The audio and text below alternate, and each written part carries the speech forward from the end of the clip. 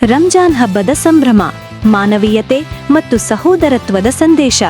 ಗದಗ ಜಿಲ್ಲೆಯ ಶಿರಹಟ್ಟಿ ತಾಲೂಕು ಪಟ್ಟಣದಲ್ಲಿ ಮುಸ್ಲಿಂ ಸಮುದಾಯದ ಪವಿತ್ರ ಹಬ್ಬವಲ್ಲ, ಅದು ಮಾನವೀಯತೆ, ಸಹನೆ ಮತ್ತು ದೈವಭಕ್ತಿಯ ಸಂಕೇತವಾಗಿರುವ ಮಹತ್ವದ ಕಾಲಘಟ್ಟವಾಗಿದೆ ಎಂದು ಹೇಳಿದರು.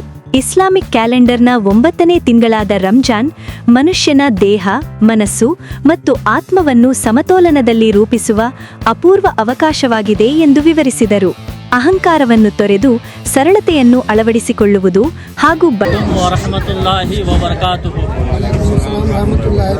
अल्हम्दुलिल्लाह अल्लाह के फजल से आज हमने शिरहट्टी में नमाज ईद उल फित्र अदा की है। तमाम आलम इस्लाम के मुसलमानों को ईद उल फित्र की बहुत बहुत मुबारकबादियाँ।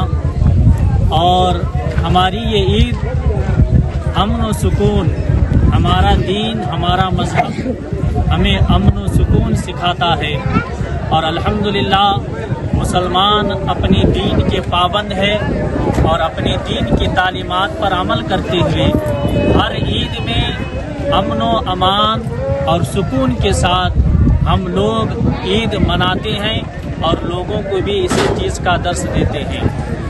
और एक मर्तबा मैं तमाम लोगों को ईद उल फित्र की बहुत बहुत मुबारकबादियाँ हमारी शिरहट्टी की तमाम जमातों के ज़िम्मेदारान की जानिब से और तमाम जो है जमात के ज़िम्मेदारान की तरफ से तमाम लोगों को और एक मर्तबा ईद उल फित्र की मुबारकबाद देता हूँ। अस्सलामु अलैकुम व रहमतुल्लाहि व बरकातुहू। ಸಹನೆ ಮತ್ತು ಸತ್ಯದ ಮಾರ್ಗದಲ್ಲಿ ನಡೆಯುವುದು ನಿಜವಾದ ಉಪವಾಸದ ಅರ್ಥ ಎಂದು ತಿಳಿಸಿದರು.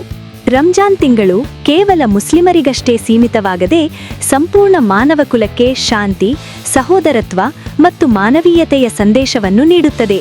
ಹಬ್ಬಗಳು ಕೇವಲ ಸಂಭ್ರಮಕ್ಕಾಗಿ ಅಲ್ಲ, ಅವು ಮನುಷ್ಯನನ್ನು ಉತ್ತಮ ವ್ಯಕ್ತಿಯಾಗಿ ರೂಪಿಸುವ ಸಾಧನಗಳಾಗಿವೆ ಎಂದು ಹೇಳಿದರು. ರಂಜಾನ್ ನಮಗೆ ಕಲಿಸುವ ಮೌಲ್ಯಗಳನ್ನು ದಿನನಿತ್ಯದ ಜೀವನದಲ್ಲೂ ಅಳವಡಿಸಿಕೊಂಡು ಪ್ರೀತಿ, ದಯೆ ಮತ್ತು ಸತ್ಯದ ಮಾರ್ಗದಲ್ಲಿ ನಡೆದು ಉತ್ತಮ ಸಮಾಜ ನಿರ್ಮಾಣಕ್ಕೆ ಕೈಜೋಡಿಸೋಣ ಎಂದು ಕರೆ ನೀಡಿದರು. ಈ ಸಂದರ್ಭದಲ್ಲಿ ಕಾಶಿಮಶ್ಯಾ ಮಕಾನದಾರ, ಜಕಾವುಲ್ಲಾ ಮಾಗಡಿ, ಬುಡನಶ್ಯಾ ಮಕಾನದಾರ, ಬಾಬುಸಾಬ್ ಮಾಚೇನಹಳ್ಳಿ, ಎನ್ವೈ ಮಕಾನದಾರ, ರಿಯಾಜ್ ತಹಶೀಲ್ದಾರ್, ರಿಯಾಜ್ ಲಕ್ಷ್ಮೇಶ್ವರ, ಬಶೀರ್ ಪಟಾವೇಗಾರ, ಹೈದರ್ ಅಲಿ